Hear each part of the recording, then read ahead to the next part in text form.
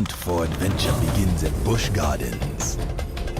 Feel the spirit of the cheetah up close. Then feel its speed as you race 0 to cheetah.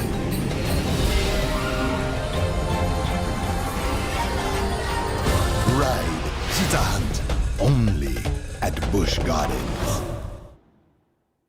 Welcome back, customer fans, and today I will be talking about Cheetah Hunt in this review video. This is an Intamin Blitz coaster built in 2011 at Busch Gardens, Tampa.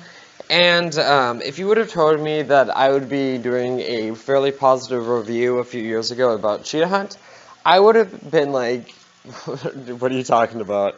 That ride's pretty bad. But honestly, the more and more I've ridden it, the more it's actually really grown on me, and I really do enjoy Cheetah Hunt. Definitely not as good as Maverick or most of the coasters at Busch Gardens, like Montu and Kumba and Tigress and Shikra, and definitely not better than Iron Gwazi. But for the mixture that it's in, it's definitely a very good attraction for like a mid-tier family coaster. And I definitely say it's a family coaster. The most extreme parts of the ride are right after the third launch. You get this incredible airtime hill in the back. The airtime's pretty good. And then the vertical, and basically you go straight up and straight down on the, they call it, I'm just going to call it the cheetah post. Basically that's when you hit the second launch, which is 60 miles per hour. Which you'll hit the tallest point of the ride and basically go down this figure 8. And it's a pretty cool experience when you get up there, but for younger audiences, I can definitely see it being more of a intimidating experience. But other than that, it's a pretty fun ride, and if I would even say graceful. Intamin's really not known for a graceful ride. For example, Sky Rush, El Toro, Maverick. Those are just some of the few rides that Intamin's not known for being graceful.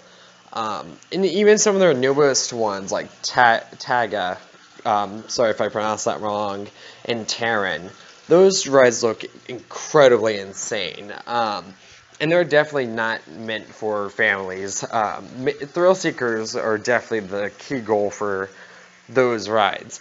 But Cheetah Hunt, on the other hand, it kind of feels like Intamin kind of stepped back and was like, you know what, let's just make something that's enjoyable that everyone's going to love. And not just for the thrill seekers, but for the families included. So it has that nice height requirement of 48 inches. But anyway, the first launch is pretty mild, launches you out of the station. It doesn't exactly launch you out of the station because, fun fact, Cheetah Hunt has a dueling load station. So there's two stations, technically, combined into one. That makes up Cheetah Hunt.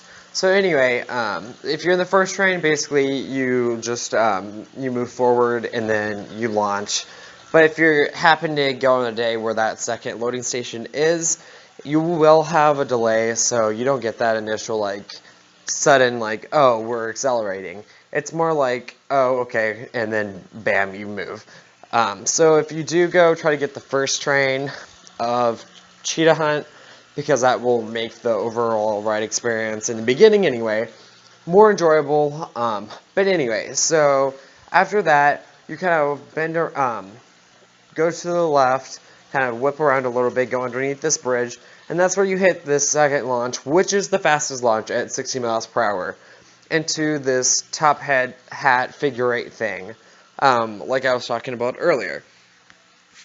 As soon as you go through that, you go back down into this, trying to think what you want to call it, little tunnel thing, and then you kind of go up over this bridge. You do that quite a bit, it feels like, and then you go into this Heartline roll, which is the only inversion on this ride, and that roll is pretty good. What kind of deads it, though, is the fact that you go into this small little mid-course brake run before you do the Rhino Rally water portion of the ride, which I always find, especially when the water's on, I've gotten it I've ridden it when the water was on and was not on, and when the water is on, you'll have a lot more fun. Anyway, so as soon as you do these crazy back and forth motions, it's just so much fun.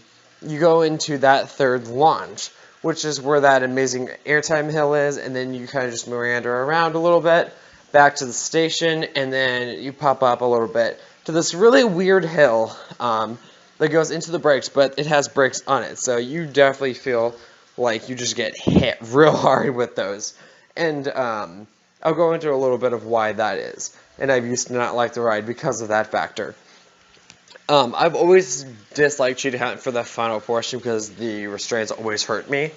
But as of late, the restraints really haven't been that bad. I mean, they are the intimate hard collar restraints, which sucks. But for the most part, I feel like Cheetah Hunt definitely has gone up in my rankings. And it does, I still find it overrated, but I can see the hype behind why a lot of people love Cheetah Hunt, and why it's one of their favorites at Busch Gardens. Personally, I would rather go to Iron Gwazi or Montu or Kumba.